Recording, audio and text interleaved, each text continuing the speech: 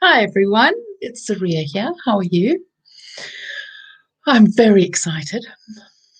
We just have my techie person has just created um, my website for the Tame the Triggers workshop.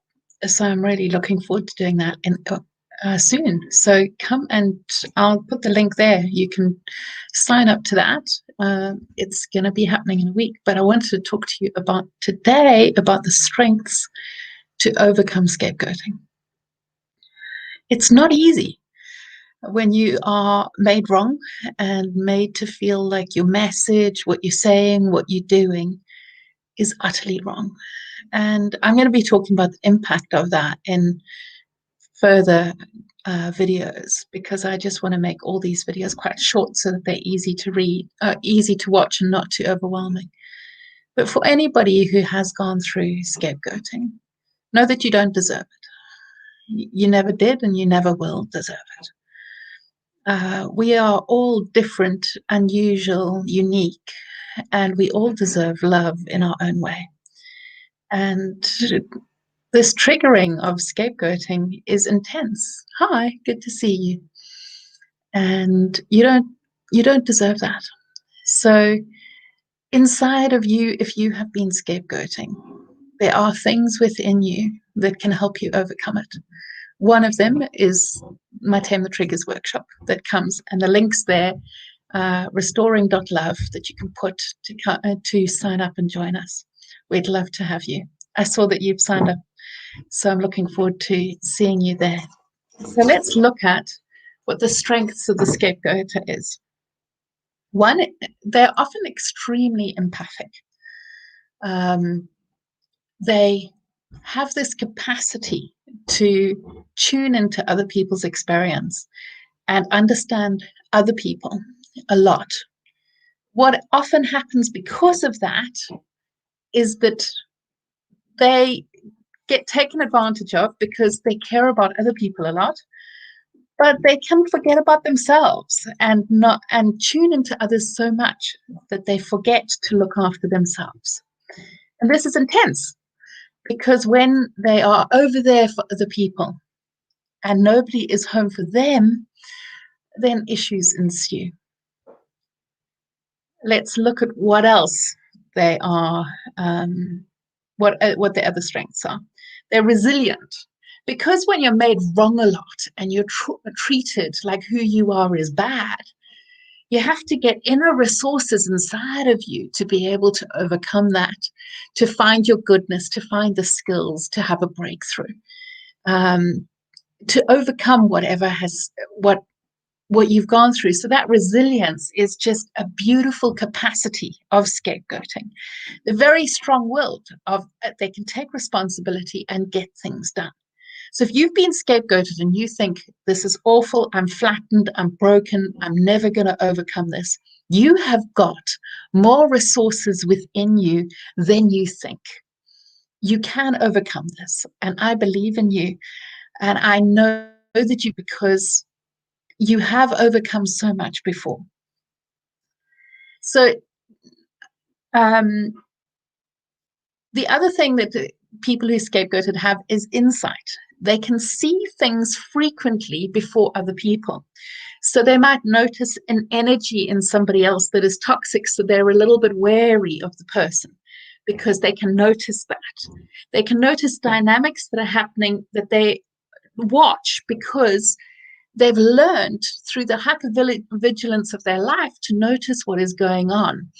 And that helps them to be able to identify and there's a shift that they have to do of going from, I noticed that and I need to be discerning here, versus I noticed that and I want to fix that. As soon as the scapegoater tries to fix something, I've just tried that, does not work, don't do it. They've got a drive to improve. And so if they see something in somebody else, they're like, let me help that, improve that. You can't change anybody. And so your purpose has to be about your own life and what you can bring to the world, rather than fixing or thinking that you're responsible for anybody else. And that's often when the scapegoating happens, because people are like, no, I'm just going to, I'm going to live my own life and you live yours. They're creative and dynamic. Um, and in doing so, they can use whatever they've gone through to create a healing path out of it. So if you've been scapegoated, I want to see, I'd love you to tell me, what is the way that you could honor that scapegoating? For me, I talk. And so the way that I'm honoring the scapegoating is to research it and share what I'm getting out of it and what I'm learning about it. What is your way? Is it art? Is it dance? Is it music? Is it poetry? Is it role plays? What is the thing that will help you overcome it?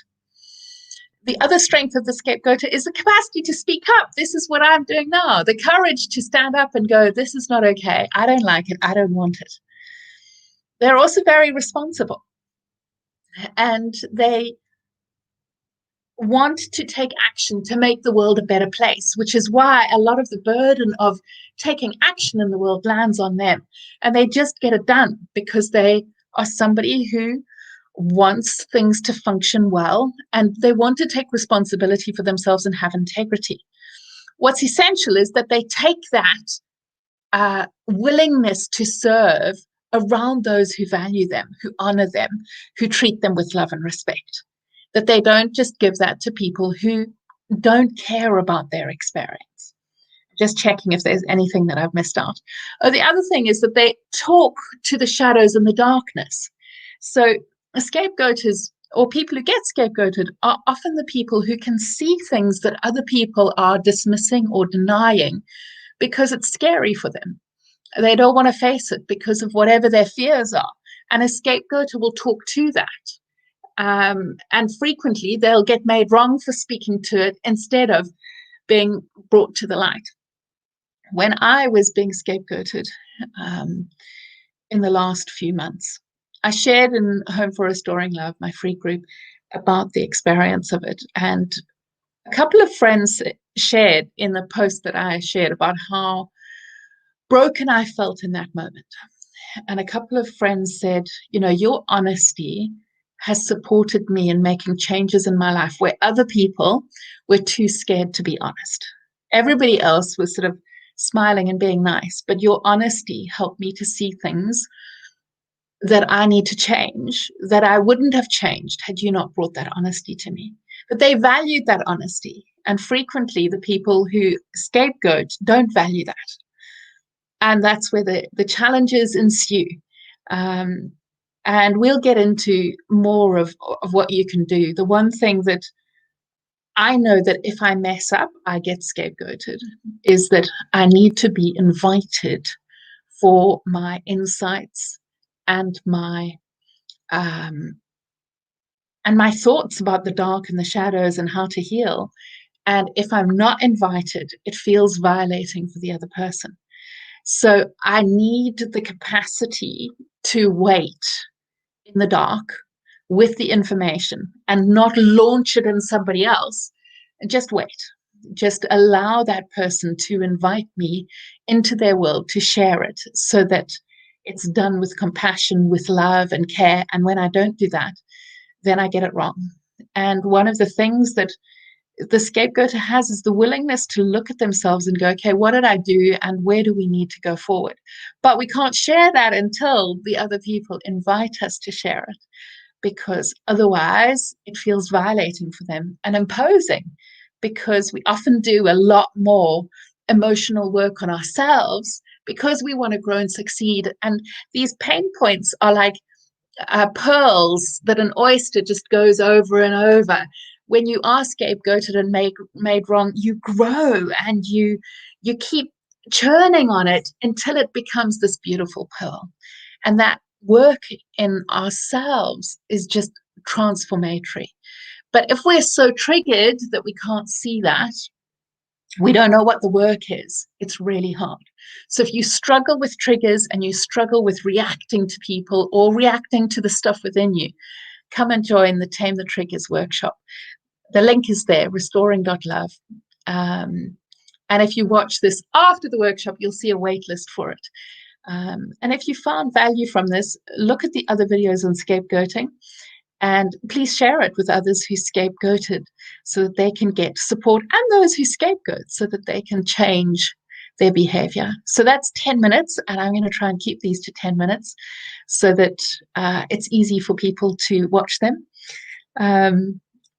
Thanks for seeing me as a rainbow. I love rainbows. And the one time I was with a friend, I'll just tell you this quick story because it's really sweet. And we decided to see if we could make one rainbow a double rainbow. So we started to look at the rainbow and say to the rainbow, "You are so beautiful. Thank you for being so amazing." And then the rainbow doubled. So we just started cheering, and other people came out on this field and started cheering with us. And so we all started thanking this rainbow, and then another rainbow appeared. In the end, there were 5 rainbows in the sky just lining up. And it really just made me see that when we are appreciated and valued for who we are, our talents shine, multiply, and increase. And I want each of you to do that for yourself. When you see your talents, whether it's art, whether it's poetry, whatever it might be, it expands and it grows and it just becomes more and more radiant. So I want you to, as the person, if you're a person who is being scapegoated, I want you to pause and remember who you are so that, and really shine radiance and light into that so that you can multiply your talents and your strengths and really grow into who you are so that you really feel proud of who you are. And you're creating a world that you love with those around you who love and value you. All right, I'll see you another day for the next session. Sending you love. Bye. And come and join the Tame the Triggers if you've not signed up. We'd love to have you with us. All right, love to you.